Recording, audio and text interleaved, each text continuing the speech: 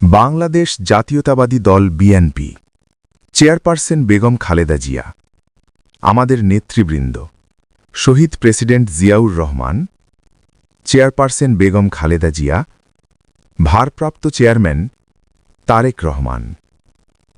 বেগম খালেদা জিয়া বাংলাদেশ জাতীয়তাবাদী দল বিএনপির চেয়ারপারসন, যিনি ১৯৯১ সাল থেকে ৩ বার বাংলাদেশের প্রধানমন্ত্রী হিসেবে দায়িত্ব পালন করেছেন। তিনি বাংলাদেশের প্রথম নারী প্রধানমন্ত্রী এবং মুসলিম বিশ্বের দ্বিতীয় নির্বাচিত নারী সরকার প্রধান। বেগম জিয়া ১৯৪৬ সালের ১৫ই অগস্ট দিনাজপুর জেলায় ইস্কান্দার মজুমদার ও তৈয়েবা মজুমদারের ঘরে জন্মগ্রহণ করেন। তার বাবা ভারতের জলপাইগুড়ি থেকে বিভক্তির পর তৎকালীন পশ্চিম পাকিস্তানে চলে আসেন। তার আদি বাড়ি মূলত দেশের দক্ষিণ পূর্ব জেলা ফেনীতে। তিনি দিনাজপুর সরকারি বালিকা উচ্চ বিদ্যালয় এবং পরে সুরেন্দ্রনাথ কলেজে অধ্যয়ন করেন। ১৯৬০ সালে তিনি জিয়াউর রহমানকে বিবাহ করেন। জিয়াউর রহমান বীর উত্তম যখন বাংলাদেশের রাষ্ট্রপতি হন, তখন বেগম জিয়া ফার্স্ট লেডি হিসেবে তার সঙ্গী হিসেবে যুক্তরাজ্যের প্রধানমন্ত্রী মার্গারেট থ্যাচার এবং নেদারল্যান্ডের রানী জুলিয়ানার সাথে বিশ্ব নেতৃবৃন্দের সাথে সাক্ষাৎ করেন। ১৯৮১ সালের ব্যর্থ অভ্যুত্থানে রাষ্ট্রপতি জিয়ার শাহাদাত বরণের পর তিনি ১৯৮২ সালের ২রা জানুয়ারি সাধারণ সদস্য হিসেবে বিএনপিতে যোগদান করেন। তিনি ১৯৮৩ সালের মার্চ মাসে দলের ভাইস চেয়ারম্যান নির্বাচিত হন এবং ১৯৮৪ সালের অগস্টে দলের চেয়ারপারসন নির্বাচিত হন।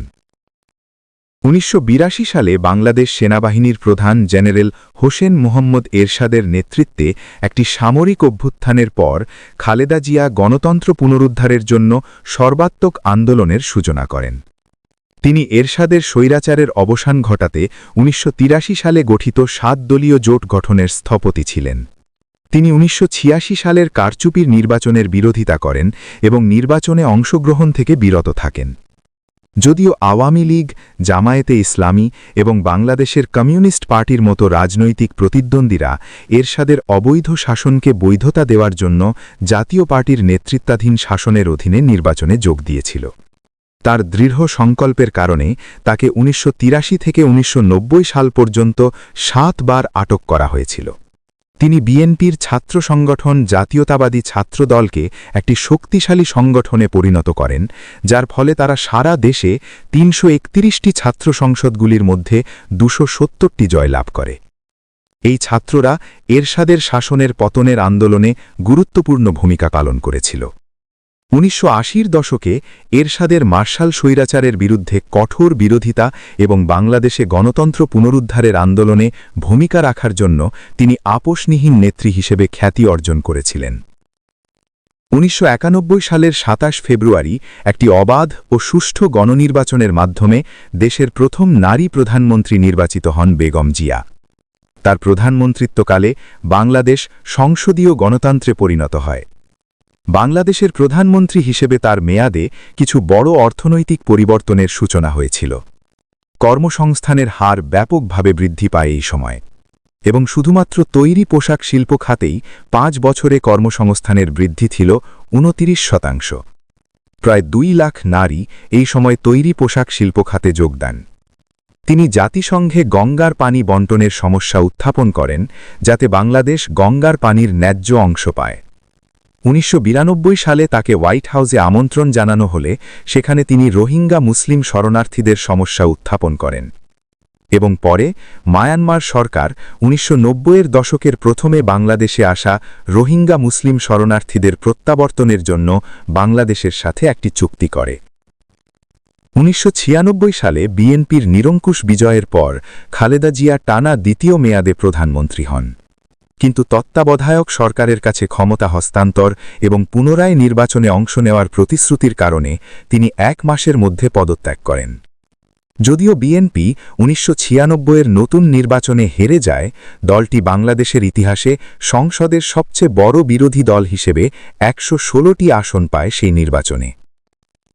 ১৯৯৯ সালে বেগম জিয়ার নেতৃত্বে বিএনপি বাংলাদেশ জাতীয় পার্টি, জামায়াতে ইসলামী এবং ইসলামী ঐক্য জোটের সাথে ৪ দলীয় জোট গঠন করে এবং ক্ষমতাসীন আওয়ামী লীগের বিরুদ্ধে বেশ কিছু আন্দোলন কর্মসূচি শুরু করে। বেগম খালেদা জিয়া দুর্নীতি ও সন্ত্রাস নির্মূলের প্রতিশ্রুতি দিয়ে 2001 সালের নির্বাচনে জয়লাভ করেন। ফোর্বস ম্যাগাজিন নারী শিক্ষা এবং নারীর ক্ষমতায়নে তার ভূমিকার জন্য 2005 সালে বিশ্বের সবচেয়ে ক্ষমতাবান নারীদের তালিকায় তাকে 29 নম্বরে স্থান দেয়। 2006 সালে তিনি একটি তত্ত্বাবধায়ক সরকারের কাছে ক্ষমতা হস্তান্তর করেন। 2007 সালের সেপ্টেম্বরে তাকে অভ্যুত্থানে ক্ষমতা দখলকারী স্বৈরাচারী সরকার দুর্নীতির তুচ্ছ এবং ভিত্তিহীন অভিযোগে গ্রেপ্তার করে। ক্ষমতায় থাকাকালীন খালেদা জিয়ার সরকার বাধ্যতামূলক প্রাথমিক শিক্ষা, মেয়েদের জন্য 10ম শ্রেণী পর্যন্ত বিনা শিক্ষা, ছাত্রীদের জন্য একটি শিক্ষা উপবৃত্তি এবং শিক্ষা কর্মসূচির জন্য খাদ্য প্রবর্তন করে শিক্ষাক্ষেত্রে যথেষ্ট অগ্রগতি করেছিল। তার সরকার সরকারি চাকরিতে প্রবেশের বয়সসীমা 27 বছর থেকে বাড়িয়ে 30 বছর করে এবং শিক্ষাক্ষেত্রে সর্বাধিক বাজেট বরাদ্দ করে। বেগম জিয়া কোনো আসনেই পরাজিত না হওয়ার অনন্য রেকর্ড অর্জিত করেছেন। তিনি 1991 থেকে 2001 সালের সাধারণ নির্বাচনগুলিতে 5টি পৃথক সংসদীয় আসনে নির্বাচিত হয়েছিলেন। 2008 সালে তিনি যে 3টি আসনে প্রতিদ্বন্দ্বিতা করেছিলেন সেখানেই তিনি জয়লাভ করেন। 2009 সাল থেকে যখন শেখ হাসিনা নেতৃত্বাধীন সরকার বাংলাদেশকে একটি অধিকারবাদী রাষ্ট্রে পরিণত করে, তখন তিনি গণতন্ত্রের জন্য তার লড়াই নতুন করে শুরু করেন। সরকার তাকে জোর করে তার বাড়ি থেকে বের করে দেয় এবং গণতন্ত্রের জন্য আন্দোলন শুরু করায় তাকে 2 বার গৃহবন্দী করা হয়। গণতন্ত্রের প্রতি তার ভূমিকার জন্য তাকে 2011 সালে নিউ জার্সির স্টেট সিনেট গণতন্ত্রের জন্য যোদ্ধা উপাধিতে সম্মানিত করে। জিয়া অরফেনেজ ট্রাস্ট ও জিয়া চ্যারিটেবল ট্রাস্ট দুর্নীতি মামলায় 2018 সালে বেগম খালেদা জিয়াকে 17 বছরের কারাদণ্ড দেওয়া হয়।